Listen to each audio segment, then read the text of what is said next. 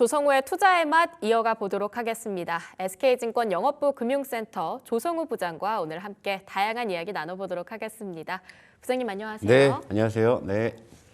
저희가 앞서 프로그램에서 네. 지금 같은 시장은 현금을 한 50% 비중을 가지고 가야 한다 이런 얘기를 들었는데요. 아, 그래요? 네. 네, 지금 댓글창에서는 쓸 현금이 없습니다. 이게 현금을 확보하는 것도 사실 그만큼 가지고 있어야 하는 거 아닙니까? 이런 얘기들도 있어서요. 네. 좀 지금 같은 시장에서는 저희가 어떤 투자 방향을 잡아야 할지 시장 흐름을 좀 어떻게 보실지 궁금합니다. 기본적으로 현금 50%보다는 전 사실 지금은 주식 비중을 좀 늘려도 좋은 시점이라고 저는 생각을 오히려. 하거든요. 다만 이제 현금은 늘 있어야 되겠죠. 네.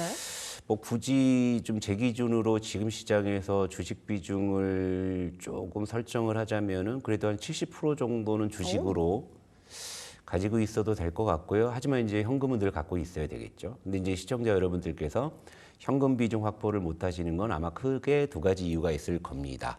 첫 번째, 물려서 못 파니까 현금이 안 생기는 거고. 파란불이라. 예, 그리고 이제 어쩌다가 이제 조금이라도 이제 돈이 생기면은 그걸 그대로 못 놔두시고 물린 거 물타든지 아니면 단타 친다고 뭐 테마주, 뭐 급등주, 뭐 또 추경회사 하셔갖고 거기서 또 물리니까 여러분들 주식 계좌에는 예수금이 아마 거의 메말라 있지 않을까. 근데 제가 좀 조언을 드리자면은 그거는 이제 여러분들께서 조금 이제 좀 바뀌셔야 돼요. 네, 바뀌셔야 되고 항상 그 현금 비중을 어느 정도 좀 가지고 있어야지만 시장이 이제 갑작스럽게 변동성이 커질 때도 좀 대응이 가능하고 예. 그런 거기 때문에 물론 이제 주식을 어떤 종목을 고르고 어떻게 타이밍을 잡느냐 뭐 이거를 굉장히 중요하게 생각하실 수 있는데 비중을 어떻게 관리하느냐가 그보다 더 중요할 수 있습니다. 네. 그러니까 뭐 현금 비중 같은 거 기회 있을 때 잘 관리하시고 만약에 뭐 정말 나는 뭐 현금 비중 관리 뭐 어렵고 방법을 모르겠다. 내가 그래도 나름 뭐 종목은 잡아보기도 하고 타이밍도 잡아보기도 하는데 이 비중 관리가 잘 안 된다 하시는 분들은 언제든지 절 따로 찾아오시면 제가 그 부분은 제가 똑 떼서 말씀을 드릴게요. 왜냐면 방송에서 그 얘기하면 되게 지루해하시거든. 야 됐고 임마 종목이나 얘기하고 가지 뭐 이러시니까 네. 제가 이제 그런 데서는 이 방송에서는 제가 이제 그런 거는 딱히 제가 주제를 좀 삼기가 쉽지 않아요. 그러니까 이제 고민 있으면 언제든 뭐 저를 뭐 찾아오시면 제가 그런 부분들은 도와드릴 텐데 저는 뭐 앞선 분하고는 좀 의견이 달라요. 저는 지금은 주식 비중을 좀 늘려도 좋은 구간이라고 보고 있어요. 네. 적극적으로 매매하기 좋은 시장이다. 네. 근데 오늘 시장은 좀 하락하잖아요. 네. 금요일이라는 거를 고려해봤을 때 오늘 네. 시장은 몇 점짜리 시장이에요? 오늘 시장은 저는 50점 정도 되는 것 같아요. 왜냐면 50점이요? 이제 예 일단 뭐 물론 이제 오늘 코스닥이 조금 낙폭이 나오기는 하는데 네. 뭐 우리가 통상적으로 겪는 수준에서의 변동폭이고 뭐 코스피도 오늘 조금 뭐 이제 전강 후약으로 약간 힘이 빠지는 모습이기는 한데요. 그래도 뭐 최근에 어떤 시장의 여러 좀 불확실성이나 여러 가지 부분들을 고려해 봤을 때 그리고 어제 시장도 뭐 나쁘지 않았던 걸 봤을 때 뭐 금요일인 것도 감안하더라도 뭐 그냥 뭐 한 50점 정도. 근데 다만 이제 오늘 좀 체감지수는 그렇게 안 좋아요. 오늘 뭐 반도체 그렇게 힘 못 내고 있고 그냥 방산주만 뭐 튀고 있으니 체감지수는 그렇게 좋지 않습니다만은 그렇다고 뭐 방산주 같으니까 저기 뭐 달라붙을까 이런 고민보다 이렇게 체감지수가 안 좋고 전체적으로 한번 이렇게 좀 뭐 이제 업종 종목별로 조금 이렇게 좀 쉰다 싶을 때 또 전략을 재정비할 수 있으니까 저는 오히려 뭐 이런 시장은 좀 다음 주를 또 좀 준비하기에는 뭐 나름 괜찮은 또 그런 관점으로 좀 보고 있죠. 네. 오히려 다음 주를 준비하기에는 굉장히 괜찮은 시장이다라고 이야기를 받아봤습니다. 지금 FOMC에서 사실 이번 주 이벤트가 굉장히 중요하게 예정이 되어 있었었는데 네. 동결로 발표가 났었고 뭐 실제로 예상했던 것과 크게 다른 어떤 얘기들은 없었습니다. 여기서 중요한 건 주말 사이에 네. 과연 중국과 미국 사이에서 어떤 이야기가 나올까 이 부분이 월요일에 시장의 변동폭을 좀 크게 좌지우지할 수도 있겠다 이런 생각이 들기도 하는데요. 네. 좀 다음 주 시장은 훈풍이 부는 시장일까요? 아니면 오히려 지금보다 더 떨어질 수 있는 급락장이 될까요? 일단 뭐 급락의 가능성을 크게 보지는 않은 게 이제 그동안 뭐 어차피 이제 미국 쪽에서는 카드를 다 꺼내놨잖아요. 뭐 관세 145%뭐 얘기 나왔고 뭐 그런 와중에 이제 중국하고 이제 협상을 하고 있는 그런 상황인데 물론 이제 여기서 또 신경전이 있죠. 뭐 미국에서 먼저 만나자 그랬다 중국에서 먼저 만나자 그건 중요하지 않고 일단은 그동안 특히나 이제 트럼프의 어떤 관세 우려의 정점에 있던 결국에 대중국 이제 이 이슈에 대해서 이제 시장이 좀 주목하고 있는 이제 그런 상황인데, 이제 뭐 미중 무역 협상이 뭐 순조롭게 뭐 이제 타결이 된다고 하면은 또 이제 뭐 박스권을 뭐 탈출할 것인가 뭐 이런 좀 기대감을 갖는 심리도 있기는 한데, 이걸 좀 풀어드리자면은 일단 미중 무역 협상 관련해서 주요 이슈들이 계속 지금 뉴스로도 계속 속보로 막 나오고 있고 그런 상황이에요. 일단 뭐 145% 관세는 선제 철회 없다라고 해놓고 방금 전에 어떤 얘기가 나왔냐면 50%로 하향 조정을 검토한다. 그러니까요. 아, 트럼프 진짜 매일매일 할 얘기를 줍니다. 한 나라의 대통령이 좀 저렇게 줏대가 없어도 되나 싶을 정도로, 뭐 우리나라 대통령 아니니까 좀 편하게 얘기하죠. 네. 이렇게 뭐 그러니까 전에 이런 얘기를 했던 사람이 있어요. 그날 잠을 잘 잤는지 못 잤는지에 따라서 뭐 이 정책이 바뀌는 이런 시장을 투자를 해야 될 것이냐라고 채권왕 빌 그로스가 그런 얘기를 했었죠. 뭐 선제 철회 없다고 한 게 어제 버전인데 오늘 버전으로는 또 50%로 하향 검. 그러니까 어쨌건 근데 그 표면적인 거는 아 중국하고 이제 뭔가 그래도 유화적으로 가려나 보다. 뭐 이제 이런 뭐 기대감일 수 있겠죠. 하지만 이제 시장도 그러니까 신중론이 이제 크지만 그래도 이제 관세 유예나 뭐 완화 같은 걸 좀 기대하고 있는 거죠. 그러다 보니까 이제 FOMC에서 6월에도 당장 뭐 금리 내릴 것 같지 않은 그런 좀 실망스러운 결과를 줬음에도 불구하고 시장이 그렇게 흔들리지 않았다는 것은 그러니까 미중 무역 협상에서 어느 정도 좀 실마리를 풀어보려는 그런 심리라고 볼 수 있죠. 네. 그러니까 어쨌건 지금 서로 진로는 났는데 어쨌건 상호 이해관계라는 게 있는 거잖아요. 그러니까 결국 이제 실익을 기반으로 했을 때, 그러니까 145% 미국 트럼프 입장에서 질러놓고 정말 중국하고 무역을 단절할 것이냐, 아니면 그렇게 질러놓고 뒤에서는 조금 이렇게 물밑에서 협상을 해서 네. 그래서 서로 챙길 거는 챙길 것이냐, 이제 이런 게 이제 관전 포인트인데, 아무리 뭐 트럼프가 그래도 이 사람이 이제 장사꾼이잖아요. 그러니까 이제 현실적인 결과를 도출할 가능성을 시장에서 내심 기대하고 있는 것 같고요. 이게 이제 주말에 열리죠. 주말에 열리는데 어쨌든 이제 미국은 요즘에 그래도 이제 트럼프 내각 중에서 가장 온건파라고 할 수 있는 베센트 재무장관이 전면에 나섰죠. 네. 이러다 보니까 사실은 관세 우려가 좀 완화됐던 측면이 있어요. 그전에는 트럼프의 측근 쪽에서 굉장히 공격적인 어떤 그 관세 드라이브 얘기들이 나왔었는데 이 베센트 재무장관이 전면에 등장하면서 그래도 좀 유화적인 그런 코멘트들 많이 해줬단 말이죠. 이런 상황에 물론 이제 중국의 카운터파트는 허리평이라고 이제 뭐 국무위 뭐 부총리인가 뭐 이런 사람인데 일단 뭐 이런 이제 상황인데 이제 베센트의 입에서 또 이제 어떤 이야기가 주말에 이제 나올지 뭐 이런 부분들이 일단 관전 포인트라고 볼 수 있을 것 같아요. 네. 우선 영국하고는 미국이 좀 관세 관련해서 무역 협정을 체결을 했잖아요. 네. 자동차 관세 관련해서는 네. 10%까지 내리겠다라는 이야기가 있었고 철강 쪽은 아예 철폐를 하겠다. 네. 뭐 이런 이야기가 전해져서 오늘 관련한 섹터들의 움직임이 있기는 합니다. 네. 다만 너무 아쉬워요. 현대차 고작 2% 올라가가지고 아직도 20만 원 지금 지켜주지 못하고 있는 상태고 네. 기아는 지금 시총 12자리까지 네. 밀려 있는데요. 이게 네. 빨간불이라고 좋아할 일은 아닌 것 같습니다. 만약에 주말에 중국하고 네. 미국이 생각보다 너무너무 좋은 결과를 냈다. 네. 그러면 막 코스피는 월요일날 날아가고 좀 이런 움직임을 기대해도 괜찮을까요? 날아가면 좋겠는데 그렇게 뭐 날아가기가 쉽지는 않을 것 같고요. 일단 뭐 이웃 코스피 나라니까. 코스피 차트 한번 볼게요. 네. 그러니까 여러분들이 그러니까 시장에 우리가 플로우를 볼 때 말이에요. 네. 일단 그 과거를 보셔야 돼요. 과거의 시장이 일단 어땠고 그리고 그 시점에서 어떠한 논리로 시장이 올랐고 빠졌는지만 본다고 하면 어떤 이제 우리가 기대하고 있는 그런 요인들이 시장의 어느 부분 정도를 어느 정도 채워줄까를 우리가 유추할 수 있는 부분인데요. 이 화면 한번 보실게요. 자, 트럼프 관세 우려로 시장이 4월에 극악무도한 하락을 겪기 전에 코스피는 상단이 2650선에서 2680선. 요 구간이죠, 요 구간. 2700 구경도 못했어요. 자, 이런 상황인데 여기서 관세 우려가 커지기 이전에, 그러니까 4월에 우리가 이 극악무도한 하락을 구경하기 이전에 요 구간에서의 시장의 논리가 뭐였죠? 자, 관세 우려가 일단 이렇게 심하지 않은 상황에서 추가적인 금리 인하를 기대했었죠. 네. 그래야지만 이제 2,700 위를 볼 수 있는 그런 시나리오였죠. 그죠? 자, 그랬는데, 5월에 FOMC에서 금리 동결했고요. 자, 6월에도 안 내릴 것 같아요. 지금 파월 의장의 코멘트를 보게 되면. 네.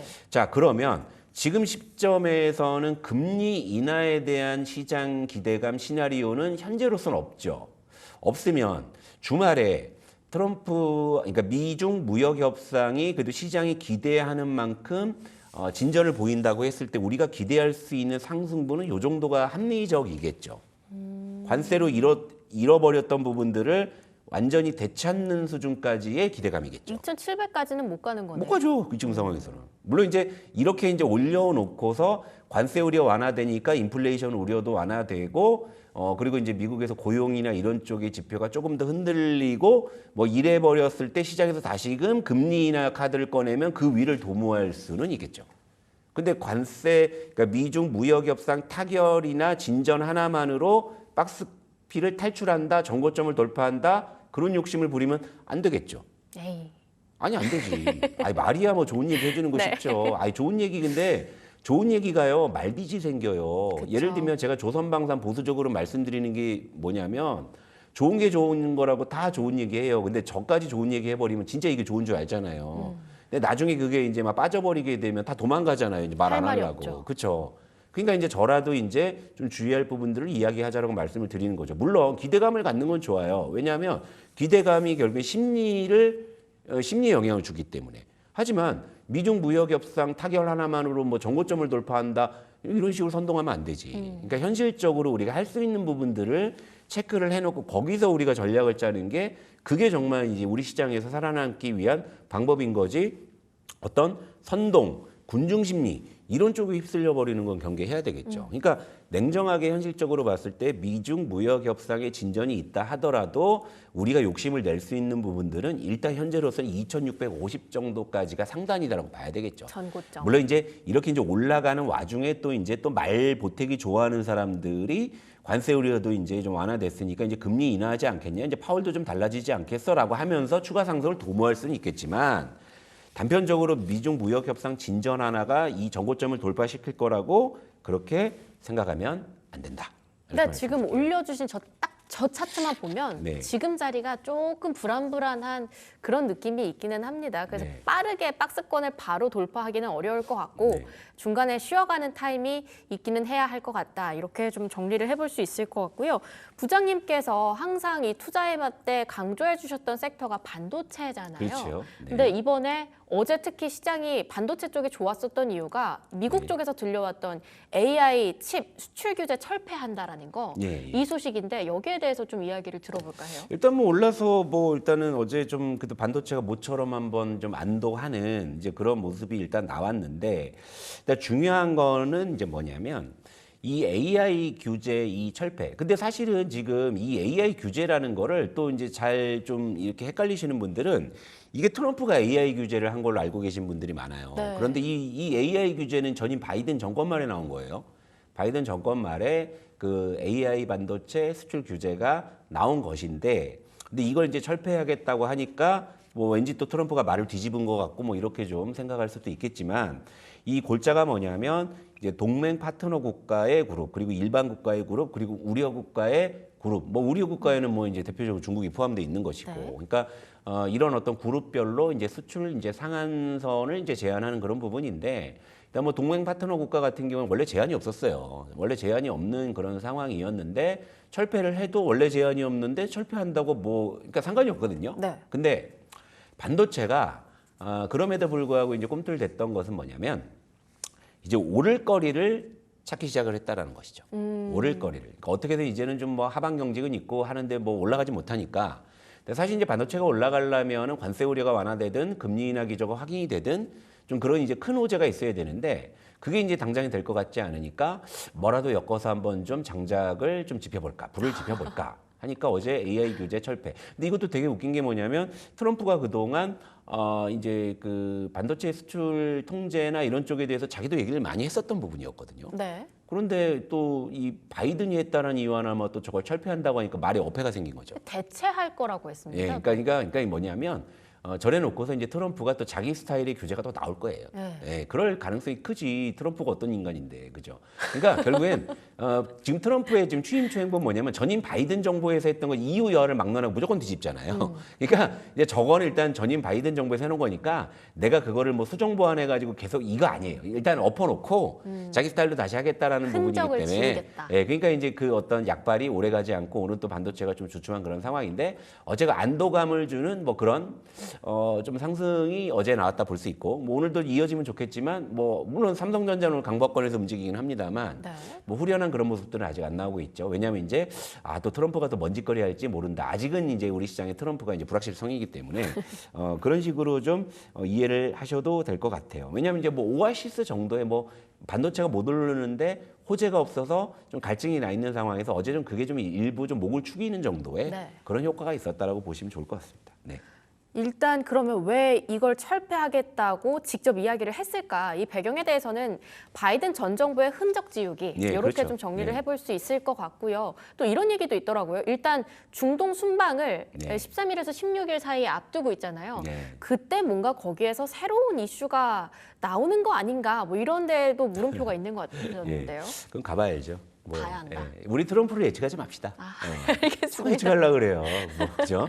예. 예측하기 굉장히 어렵고 그래서 지금은 사실 트럼프라는 존재가 있는 이상에는 시장은 예측보다는 좀 대응의 영역이라고 좀 볼 수 있을 것 같은데요. 뭐 어제 그 FOMC 그 끝나고 이제 파월 의장의 코멘트 들어보셨잖아요. 자기도 모르겠다. 예, 자기도 그러니까 그 파월 의장이 자기도 이제 불확실성이 커서 잘 모르겠다는 이야기를 중저음 영어로 되게 고상하게 이야기를 했지 않습니까, 그죠?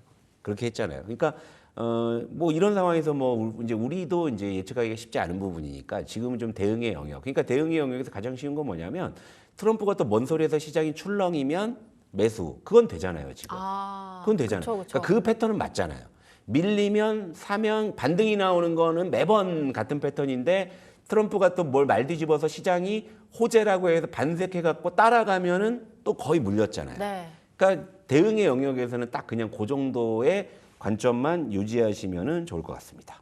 네. 그러니까 이게 미국장도 원래는 좀 조용한 장이라고 하는데 뭐 요즘은 단타꾼들이 그렇게 많아졌다라고 하는 이야기들을 보면 확실히 어제 달랐다가 또 오늘 다르고 내일 다르고 예측이 참 어려운 시장인 것 같습니다. 좀 긍정적인 이야기를 해보자고 한다면 뭐 앞서서 부장님께서 말씀해 네. 주셨던 주셨던 것처럼 반도체 섹터가 많이 내려왔다 보니까 이제는 악재보다는 굳이 호재를 찾아서 장작을 태우려고 한다. 네. 이런 부분들. 그러면 좀 반도체 섹터는 그래도 긍정적으로 볼만한지도 궁금한데요. 요 차트 한번 보시죠. 제가 코스피 차트하고요, 코스피 전기전자를 지금 이제 포개놨어요. 보시면 4월에 그 관세 폭락으로 저점을 찍고서 그래도 지수는 꾸역꾸역 이렇게 좀 낙폭을 만회하는 중인데 네. 지금 반도체 보세요. 누워 있잖아요. 지금 그냥 누워 있어요. 좀 일어나려 그래도 뭐 관세 우려도 그대로고 뭐 금리도 당장에 안 내린다고 하니 누워 있잖아요. 누워 있는데 그래도 일어나야 되는데 네. 뭐 이러잖아요. 아빠 일어나 이런 식으로 막 아들이 막 이렇게 조르니까 어떻게든 일어나 보려고 하는데 아빠 AIG 수출 규제 철폐한대 하니 하고 고개 들었다가 아닌가 하고 이제 다시 눕는 모습인 것 같은데 네. 자 보세요. 근데 어쨌건 지금 반도체가 지금 현재 기준에서 시장 수익률을 지금 대폭 하회하고 있잖아요. 지금 보시게 되면 그죠? 네.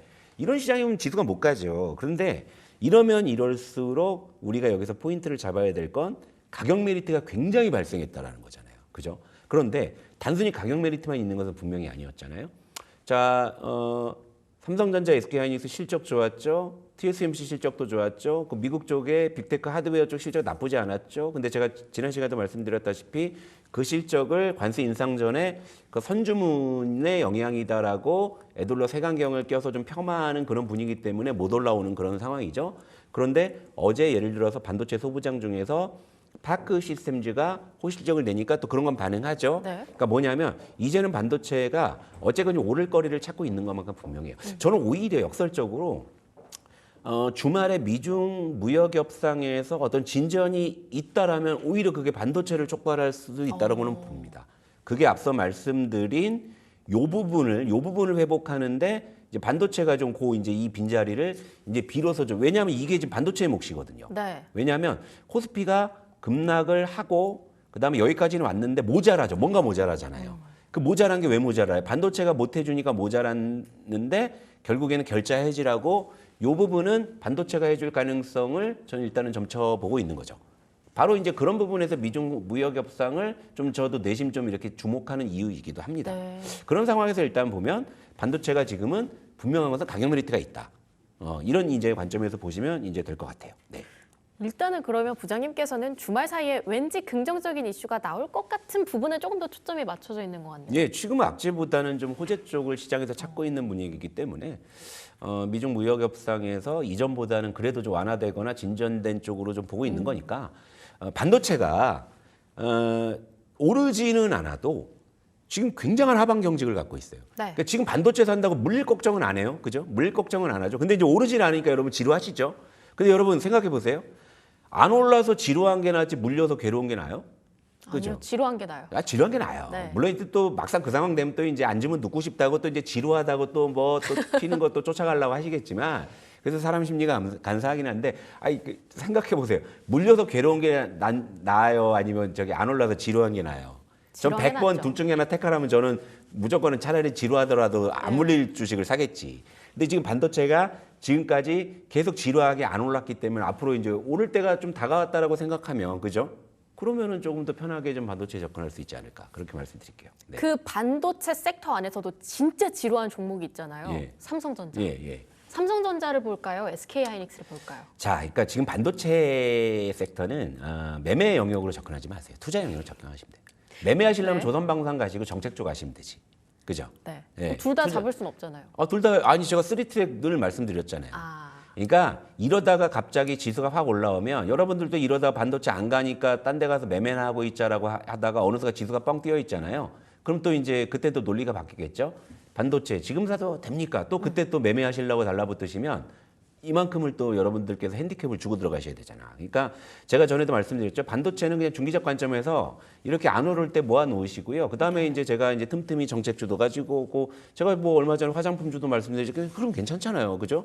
그리고 신재생도 말씀드렸잖아요. HD 현대. 좋잖아요. 그러니까 엄청 그런 거 날라갔어요. 매매하시는 거고 그런 거는. 근데 반도체는 나중에 지수가 올라갈 때를 대비해서 지금 비중을 야금야금 모아가실 때니까 춘장 전략. 그렇죠. 춘장 밑간인데. 그 나중에 그럼 반도체를 안 하고 무슨 코스피를 하겠어요? K증시를 왜 하겠어요? 그죠? 물론 이제 시장 상황에 따라서 우리가 대응의 영역에서는 반도체 대신에 우리가 다른 쪽으로 가서 외식을 할 수도 있겠지만 네. 결국 지수 플레이를 할 때는 반도체만 한 게 없잖아요. 그런 관점에서는 뭐 반도체는 지금 뭐 삼성전자, SK하이닉스는 지금 사기 참 좋은 구간이다. 이렇게 좀 말씀을 드리도록 하겠습니다. 네. 네, 그럼 반도체는 춘장 전략으로 가보고요. 네. 지루하신 분들을 위해서 매매 쪽으로 하나 알아본다고 한다면 원전 쪽 어떻게 보세요? 원전은 별론데. 결론부터 말씀드려 죄송한데. 네. 냉온탕으로 갔잖아요 최근에. 예. 냉온탕으로 갔는데 왜 냉온탕으로 갔는지 한번 이제 보고서 제가 설명을 드리도록 할게요. 네. 사실 이제 원전주가 이 두산 에너빌리티를 기준으로 말씀을 드리면 4월에 일단 계속 좋은 흐름이었죠. 이건 뭐냐면 이때부터 이제 군불은 뗐어요. 어떻게 뗐냐면 체코 원전 관련해서 경쟁사에서 민원 제기한 게 이제 기각이 됐기 때문에 예. 이제 우리 이제 원전의 수주가 이제 임박했다는 관측이 있었고 그리고 이제 4월 말에 드디어 이제 체코 원전 최종 수주가 확정이 됐죠. 예, 그리고 이제 5월 초에 체코 법원에서 계약 중지 명령으로 또 급락했죠. 그리고 다음 날 체코 정부에서 가처분 신청 때려놓고서 계약 승인해 버렸죠. 예. 냉온탕을 왔다 갔다 한 거잖아요. 그렇죠? 그래서 변동성이 굉장히 크죠. 그런 상황에서 지금 뭐 원전주에 왜 시끄러운 데 가서 뭘 하실냐 이거죠. 그러니까 그럴 필요가 굳이 좀 없다라는 그런 생각이고요. 네. 그래서 원전주 같은 경우에는 뭐 지금 글쎄요, 뭘 그렇게 할 수 있을까? 뭐 그런 생각이 많이 들고요. 이 화면 한번 보시죠. 두산 에너빌리티 차트. 원전주는 단기적으로 전 세론이 나왔다고 생각을 해요. 보세요. 저 아랫골이 엄청 5월 긴 거. 2일 날, 5월 네. 2일 날 체코 원전 수주가 최종적으로 확정이 돼가지고 아침에 갭으로 빵 떴죠. 네. 그리고 윗골이 쫙 달린 다음에 차익실은 뚝 두드러 맞고 결국에 하락 마감했죠. 자, 여기까지가 세론의 이제 마무리였죠. 그러니까 엔딩 크레딧이 내려간 거예요, 여기서. 끝났다. 그렇죠. 단기적으로는 세론이 나온 거지. 그런데 그 다음날 갑자기 법원에서 계약 중지 명령을 하니까 여기서 급락을 했다가 다시 이제 정부에서 가처분한 다음에 계약 승인하니까 여기까지 올라왔죠. 네. 근데 중요한 거 요 세론 가격 뚫었어요? 못 뚫었잖아요. 다음 주에 뚫을 수도 있죠. 아니, 3만 원 갈 수 있죠. 아니 갈 수는 있는데 네. 근데 그렇게 주식에서 돈 못 버시죠. 그러니까 하나의 드라마가 네. 일단은 이걸로 세론으로 저는 이제 종결이 이제 된 거라고 저는 보는 거기 때문에 여기서 이제 원전주는 추가적인 수주 아닌 이상에는 이 세론의 이 정고점을 뚫어낼 만한 이슈는 없다고 봐요. 물론 계약 중지 명령에 대한 해프닝 때문에 급락을 했다가 여기까지 빠질 건 아니지 해서 이제 저가 매수세가 이제 들어와서 그 부분을 다시 회복했을 뿐인 것이지 오늘 추가 상승 안 나오고 있죠. 아침에 네. 좀 반짝 오르나 싶더니 다시 또 지금 윗골이 달리고 있지 않습니까? 결국에는 이 클라이막스의 고점을 뚫어낼 만한 이슈는 좀 아니었다라는 거예요. 그러니까 이제 원전주는 지금 현재 시점에서는 저는 아무 생각이 없어요. 그러니까 이제 사고 싶은 생각도 전혀 안 들고 있는 그런 상황이고 최근에 또 새로운 어떤 섹터들이 계속 좀 올라오고 있는 이런 상황이니까 예를 들면 양자도 제가 엑스게이트 말씀드렸었는데 오늘 아침 빵 떴었잖아요, 그죠? 아, 난리 났어요. 예. 오늘. 그러니까 이런 트레이딩 거리들은 제가 구간 필요하다, 할 만하다 싶을 땐 제가 제시를 해드린다니까요. 그런데 앞서 말씀드린 반도체는 오늘 제가 삼성전자 말씀드린다고 해서 이게 뭐 아침에 사면 오후에 오르거나 오늘 사면 내일 오르진 않을 거 아닙니까? 그러니까 이 종목의 어떤 성격이나 시장의 상황에 맞춰서 전략은 다양하게 구사를 해야 된다. 그리고 현금 비중은 제가 서두에도 말씀드렸다시피 늘 우리가 가지고 있어야 된다. 이렇게 좀 정리를 해드리도록 하겠습니다. 네, 지금 부장님 말씀 듣고 댓글에서 드가님께서 속보 완전 별로다 이렇게 남겨주셨습니다. 양자 쪽의 움직임 오히려 매매 단기적으로 봤을 때는 더 매력적일 수 있다라는 새로운 섹터까지도 이야기를 해주셨는데요. 오늘 시장 저는 참 너무 심심하고 지루한 것 같은데 오후장 전망 또 전략을 짜본다고 한다면 어떻게 접근하는 게 좋을지요? 오후장을 딱 보면 코스피는 이제 아침에 이제 좀 올라가나 싶더니 힘이 빠졌기 때문에 이제 코스피 쪽은 이대로 그냥 끝날 공산이 큰데 오히려 역으로 이 코스닥 쪽이 지금 낙폭이 꽤 나오고 있거든요. 네. 그러니까 지금 이제 코스닥 쪽이 오후에 좀 낙폭을 좀 만회할 수 있는지 부분이 저는 오늘 좀 체크 포인트 같습니다. 만회한다면 월요일 날 월요일보다는 예를 들면 지금 이제 코스닥 쪽이 지금 지수가 그새 더 빠졌네요. 지금 마이너스 1.2%대 정도 하락을 하고 있는데 예.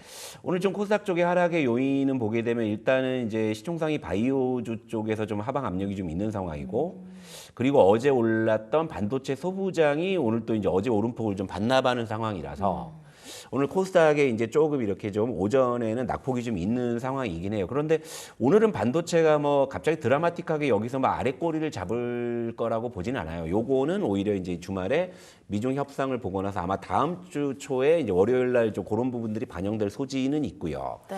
다만 이제 오전장에 이 코스닥이 이렇게 좀 낙폭이 커지다 보니까 이를테면은 이제 그 오전에 좀 힘을 내려다가 힘이 빠지는 섹터들 있지 않습니까? 대표적으로는 양자 쪽이 아침에 이제 갭으로 상승했다가 지금 좀 힘이 좀 많이 빠져 있는 상황이거든요. 그러니까 뭐 이런 종목들이 좀 이제 오후장에 이제 다시금 좀 힘을 내서 좀 이제 올라가느냐. 네. 이런 부분들이 좀 트레이딩에서의 힌트가 좀 될 수 있는 그런 부분이고요.